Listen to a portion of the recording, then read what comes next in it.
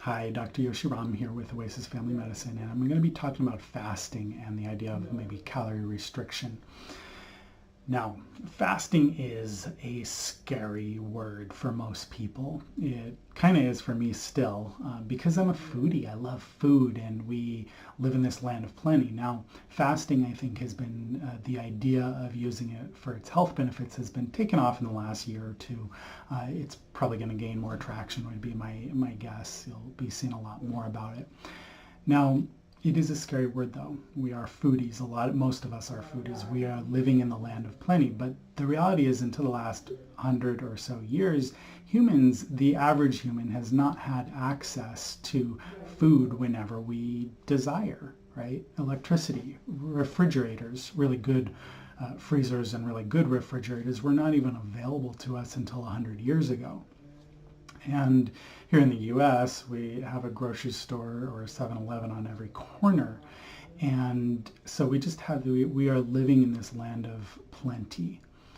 And yet we're starving because we're not eating healthy, plentiful food, right? And so humans have evolved over time, though, to be able to go through these long stretches with either nothing to eat or very little to eat.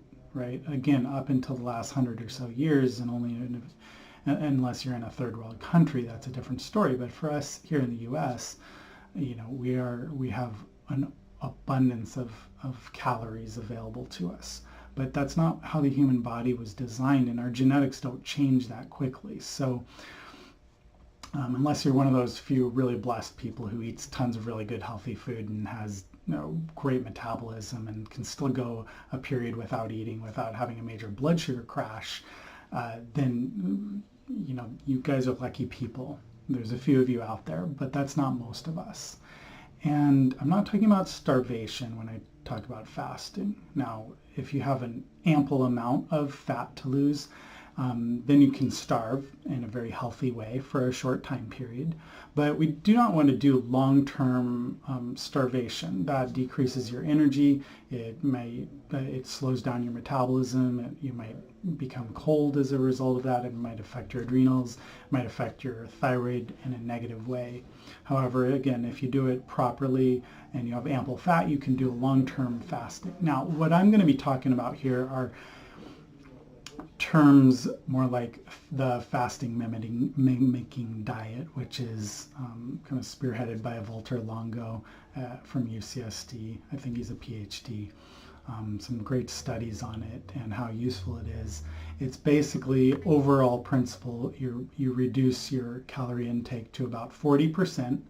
You do 40% of your average calories for 5 days and do that once a quarter. That's basically it in a nutshell. And then there's this idea of intermittent fasting, which really involves compressing the time period that you're eating into a shorter time frame. So rather than me getting up at 6 a.m. and having breakfast at 7 a.m. and then eating lunch at noon and maybe having a couple snacks in there and then dinner at 7 p.m. and really having this, and then maybe even a little snack after dinner, and having this really 14-hour time period where you're eating, you actually compress that into just a 4, 6, maybe 8-hour, maybe even 10-hour eating window. Okay. And ideally, you're probably doing maybe a 6 or 8-hour eating window. So you're really eating between noon and 8 p.m., for instance, or maybe it's noon and 6 p.m. But the point is to get that nice longer time period, maybe close to 16 hours, where you're not putting any food into your system. And what that does is it really forces a hormonal and especially an insulin and blood sugar reset. And so it gives you this physiologic adaptability, right? And then you can do a 24-hour fast, 36-hour fast, and then probably the kind of a nice, good gold standard would be a 3 to 5 day fast, in my opinion. That's because somewhere around a day and a half to 2 days of fasting, you get this really great jump in stem cell ability, your own stem cells to work again. And then right around 4 to 5 days, you also get this other big jump in your endogenous, your own stem cell ability to just get a boost, which can give your overall health a boost. During the longer fasting, you also get autophagy, or autophagy, as some people say. And that's where you're eating, your body is literally eating, chewing up all the dead cells that it produces, right?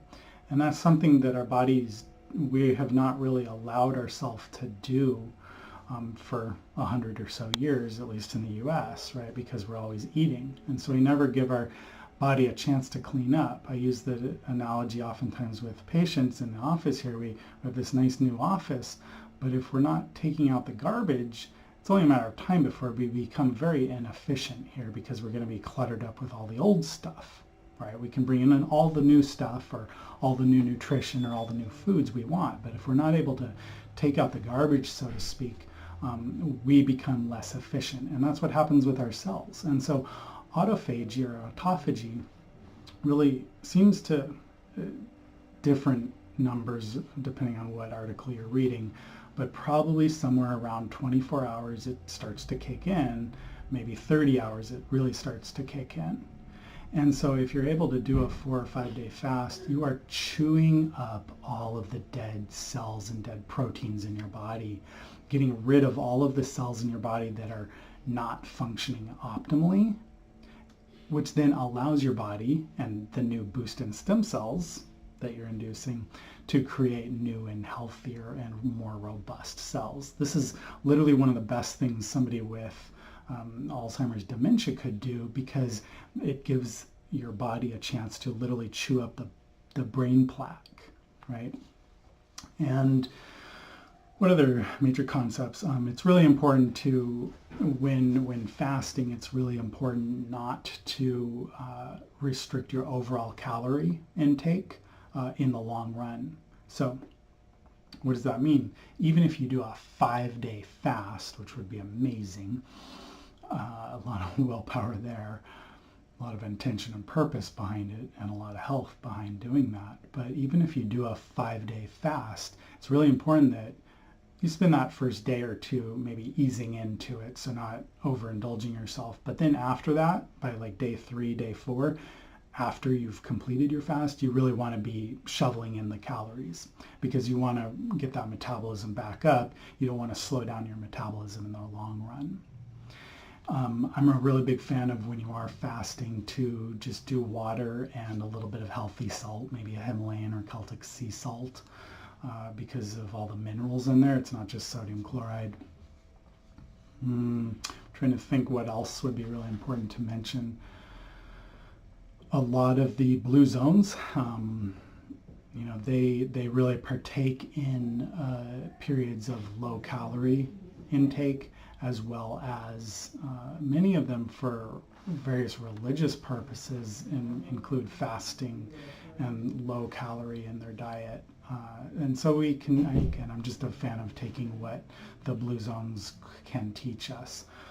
People who might not want to just jump right into fasting, that's another thing. Don't go balls to the wall and do a 5 day fast right off the bat, unless you're really capable and really safe about it.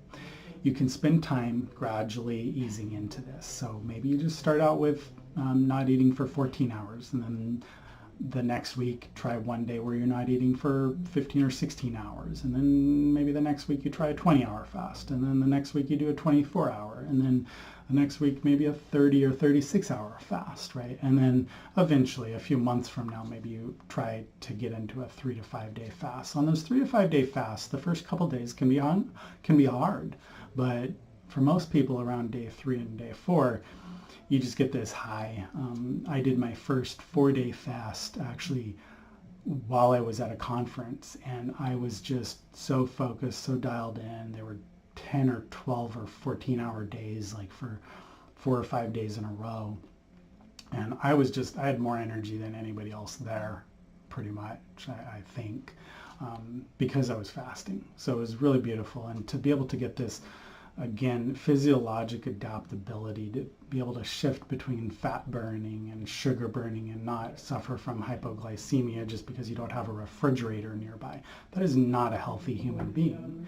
Now, having said that, people who might want to really take this slow and be sure to refeed with plenty of calories are people with really bad adrenal exhaustion and or really poor thyroid function. You might really want to work with somebody very closely. So this is a longer video, but I really feel, just this is it's a really amazing health tool, and it's about the cheapest health tool you're going to get also, because you actually save money by not buying food. So Dr. Yoshi Ram, I hope this was educational and helpful for you.